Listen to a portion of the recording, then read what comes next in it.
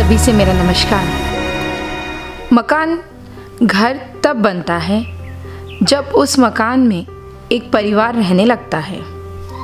परिवार के सभी सदस्य मिलकर प्रेम भाव से जिस मकान में रहते हैं वही उनका घर बन जाता है।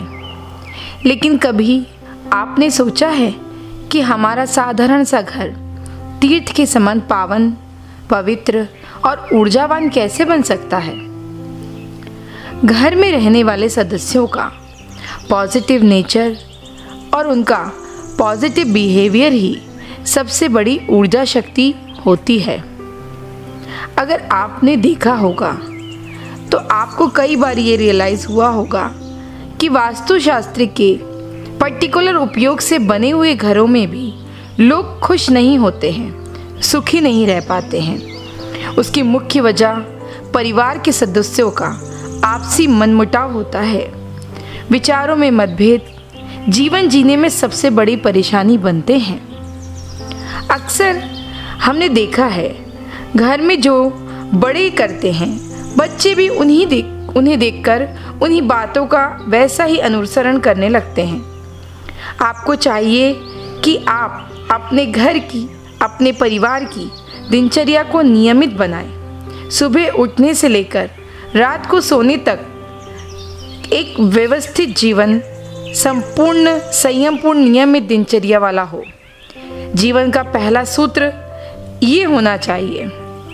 ऐसा माना जाता है कि जिस घर में 3 समय भगवान की भक्ति अथवा उनके स्मरण किया जाता है वहाँ का वातावरण अपने आप प्यूरिफाई, परिष्कृत, शुद्ध हो जाता है।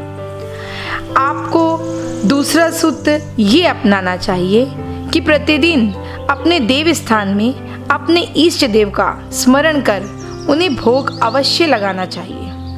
भोग लगाने से भगवान शीघ्र प्रसन्न होते हैं। एक छोटा सा प्रयोग आप भी करके देखिए।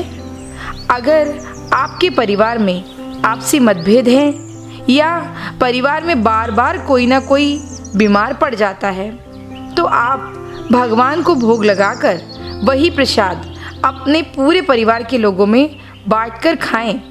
साधारण सा भोजन जब भगवान को भोग लगाते हैं तो प्रसाद बन जाता है और वही प्रसाद सभी के लिए अमृत औषधि बनकर हमारा प्रोटेक्शन करता है। आपका अगला या तीसरा सूत्र ये होना चाहिए कि पूरा परिवार साथ मिलकर भगवान की आरती करे और उनके नाम का स्मरण करे। आपका चौथा सूत्र होना चाहिए कि परिवार के सभी लोग साथ मिलकर भोजन करें।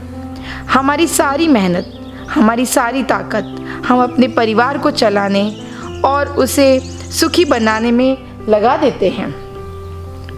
लेकिन कभी हम सोचते हैं कि इस व्यस्ततम जीवन में हम साथ बैठकर भोजन करना भी भूल गए। अगर परिवार को साथ रखना है तो आपको एक सूत्र हमेशा ध्यान रखने पड़ेगा कि जो परिवार साथ मिलकर भोजन करता है वो हमेशा साथ रहता है। मेरा 5वां सूत्र है, परिवार में उत्कृष्ट चर्चा होनी चाहिए।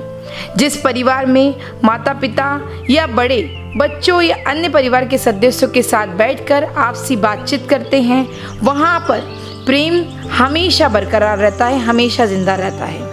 इस तरह आप अगर अपने परिवार में इन कुछ सूत्रों को अपनाएंगे तो आपका घर अपनी एक पॉजिटिव एनर्जी को डेवलप करेगा और यह घर एक मंदिर के समान बन जाएगा।